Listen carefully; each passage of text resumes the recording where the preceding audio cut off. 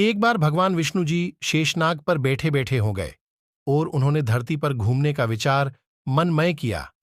वैसे भी कई साल बीत गए थे धरती पर आए, और वह अपनी यात्रा की तैयारी में लग गए। स्वामी को तैयार होता देखकर लक्ष्मी मां ने पूछा, आज सुबह सुबह कहाँ जाने की तैयारी हो रही है? विष्णु जी ने कहा, हे लक्ष्मी, मैं धरती लोक पर घूमने जा रहा हूं। तो कुछ सोचकर लक्ष्मी मां ने कहा, हे देव, क्या मैं भी आपके साथ चल सकती हूं? भगवान विष्णु ने 2 पल सोचा, फिर कहा, एक शर्त पर। तुम मेरे साथ चल सकती हो। तुम धरती पर पहुंचकर उत्तर दिशा की ओर बिल्कुल मत देखना। इसके साथ ही माता लक्ष्मी ने हां कह के अपनी मनवा ली, और सुबह सुबह मां लक्ष्मी और भगवान विष्णु धरती पर पहुंच गए। अभी सूर्य देवता निकल रहे थे, रात बरसात होकर हटी थी, चारों ओर हरियाली ही हरियाली थी। उस समय चारों ओर बहुत शांति थी और धरती बहुत ही सुंदर दिख रही थी, और मां लक्ष्मी मंत्रमुग्ध होकर धरती को देख रही थी और भूल गई कि पति को क्या वचन देकर आई है, और चारों ओर देखती हुई कब उत्तर दिशा की ओर देखने लगी, पता ही नहीं चला। उत्तर दिशा मैं मां लक्ष्मी को एक बहुत ही सुंदर बगीचा नजर आया, और उस तरफ से भीनी भीनी खुशबू आ रही थी और बहुत ही सुंदर सुंदर फल खिले थे।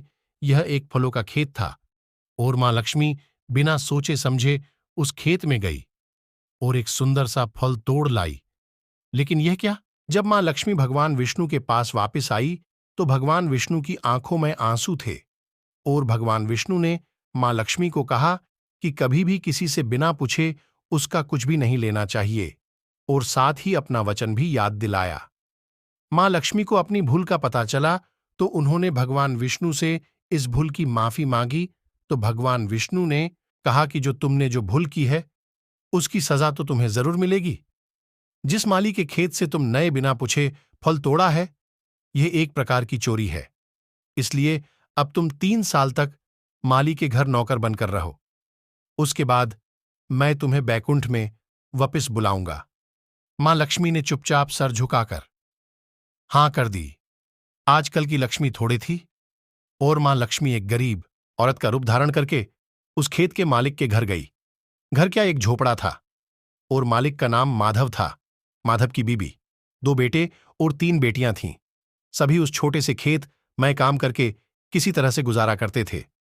मां लक्ष्मी जब एक साधारण और गरीब औरत बनकर जब माधव के झोपड़े पर गई तो माधव ने पूछा, बहन तुम कौन हो और इस समय तुम्हें क्या चाहिए? तब मां लक्ष्मी ने कहा, मैं एक गरीब औरत हूं, मेरी देखभाल करने वाला कोई नहीं। मैंने कई दिनों से खाना भी नहीं खाया, मुझे कोई भी काम दे दो, साथ में मैं तुम्हारे घर का काम भी कर दिया करूंगी। बस मुझे अपने घर में एक कोने में आसरा दे दो। माधव बहुत ही अच्छे दिल का मालिक था, उसे दया आ गई, लेकिन उसने कहा, बहन मैं तो बहुत ही गरीब हूं, मेरी कमाई से मेरे घर का खर्च मुश्किल से चलता है, लेकिन अगर मेरी 3 की जगह 4 बेटियां होती तो भी मैंने गुजारा करना था। अगर तुम मेरी बेटी बनकर जैसा रूखा सूखा हम खाते हैं उसमें खुश रह सकती हो तो बेटी अंदर आ जाओ। माधव ने मां लक्ष्मी को अपने झोपड़े में शरण दे दी, और मां लक्ष्मी 3 साल उस माधव के घर पर नौकरानी बनकर रही। जिस दिन मां लक्ष्मी माधव के घर आई थी उससे दूसरे दिन ही माधव को इतनी आमदनी हुई फलों से कि शाम को एक गाय खरीद ली।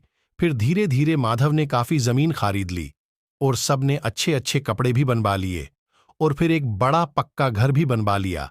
बेटियों और बीबी ने गहने भी बनवा लिए, और अब मकान भी बहुत बड़ा बनवा लिया था। माधव हमेशा सोचता था कि मुझे यह सब इस महिला के आने के बाद मिला है, इस बेटी के रूप में मेरी किस्मत आ गई है मेरी। और अब 2-5 साल बीत गए थे, लेकिन मां लक्ष्मी अब भी घर में और खेत में काम करती थी। एक दिन माधव जब अपने खेतों से काम खत्म करके घर आया तो उसने अपने घर के सामने द्वार पर एक देवी स्वरूप गहनों से लदी एक औरत को देखा। ध्यान से देखकर पहचान गया, अरे यह तो मेरी मुंह बोली चौथी बेटी यानी वही औरत। और पहचान गया कि यह तो मां लक्ष्मी है। अब तक माधव का पूरा परिवार बाहर आ गया था और सब हैरान होकर मां लक्ष्मी को देख रहे थे। माधव बोला है, मां हमें माफ कर, हमने तेरे से अनजाने मैं ही घर और खेत में काम करवाया है। मां ये कैसा अपराध हो गया है? मां हम सबको माफ कर दे। अब मां लक्ष्मी मुस्कुराई और बोली, है माधव, तुम बहुत ही अच्छे और दयालु व्यक्ति हो। तुमने मुझे अपनी बेटी की तरह से रखा, अपने परिवार के सदस्य की तरह से। इसके बदले मैं तुम्हें वरदान देती हूं कि तुम्हारे पास कभी भी खुशियों की और धन की कमी नहीं रहेगी। तुम्हें सारे सुख मिलेंगे जिसके तुम हकदार हो। और फिर मां अपने स्वामी के द्वारा भेजे रथ में बैठकर बेकुंठ चली गई।